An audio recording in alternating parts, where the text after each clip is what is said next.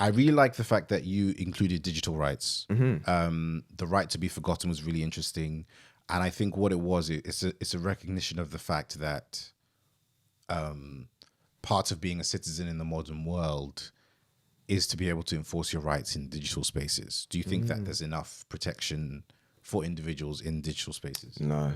It's such and I think, especially, Damien, can I ask how old you are? 29. Yeah, okay, so we're roughly the same age, right? Now, when social media was coming about, we were very young, right? And I fear even more for the younger generations, but we were thrown into this world, you know, and with no knowledge of the law, never would have crossed my mind when I was signing up to whatever it was back then, Bebo or MySpace when I was younger.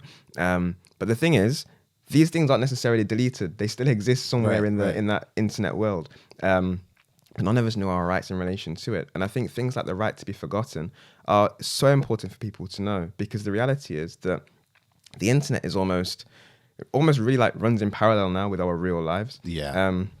So when it comes to employment opportunities, I was watching a YouTube video recently, and the person was saying that before they ever go on like an online date or whatever, or a date from someone they've met on an app, they'll always kind of Google search the person first. but I make all of these points to say that like the internet really is something that has a huge role in everyday real life now. So actually, if there are things that shouldn't be up on online about you, that you have the legal right to get deleted. Okay. It's important that you know about those sorts of things. Yeah.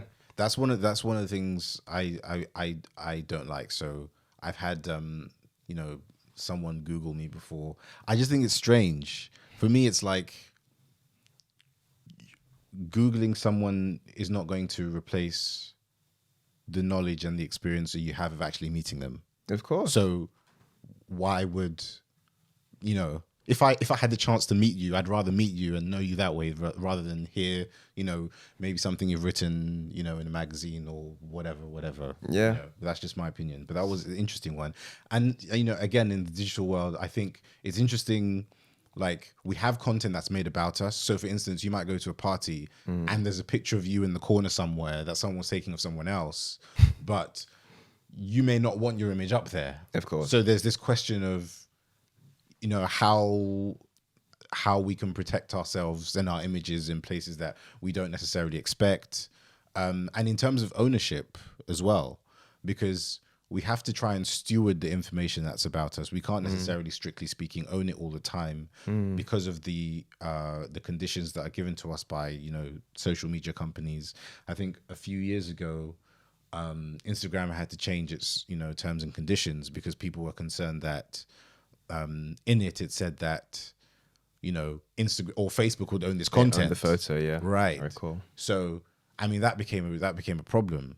So there's this kind of increasing question about to what extent people can then actually say no.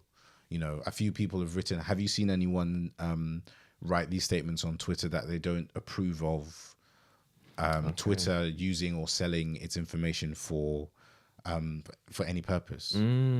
Because I'm sure you've heard about Elon Musk buying Twitter, and people are concerned that Twitter information is now going to be used to fed into kind of artificial intelligence programs and so on and so forth.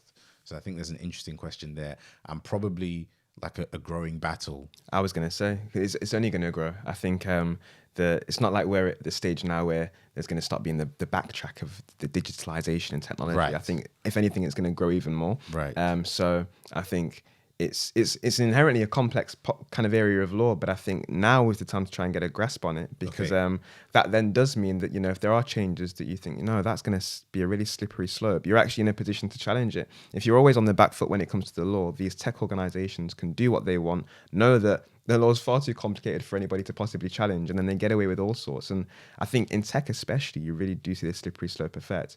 Even with my iPhone, I remember there was a phase when I said, I'll never put my fingerprint on my iPhone. And just slowly through convenience and everything, you get deeper and deeper into the system. But I think that's really why it's important that you learn your rights as quickly as you can in these areas, so that when it does reach the point, for example, with Spotify now, my mum, she read something in one of these conditions, because since she read the book, she's super got into her rights now. Yeah. The auntie WhatsApp group. Did you know? So she's on that right now. And she saw something in the Spotify terms and conditions. And to this day, she does not use Spotify. She stopped because she saw something that concerned her. And I think that's how we all should be. Okay. I think we should all have a bit of our red line and think, you know what, once it crosses this point, not interested. Okay, wow. Okay, that's good. But yeah, knowledge is power. As you say in the book, knowledge is power, and know your rights. Absolutely. It's so important.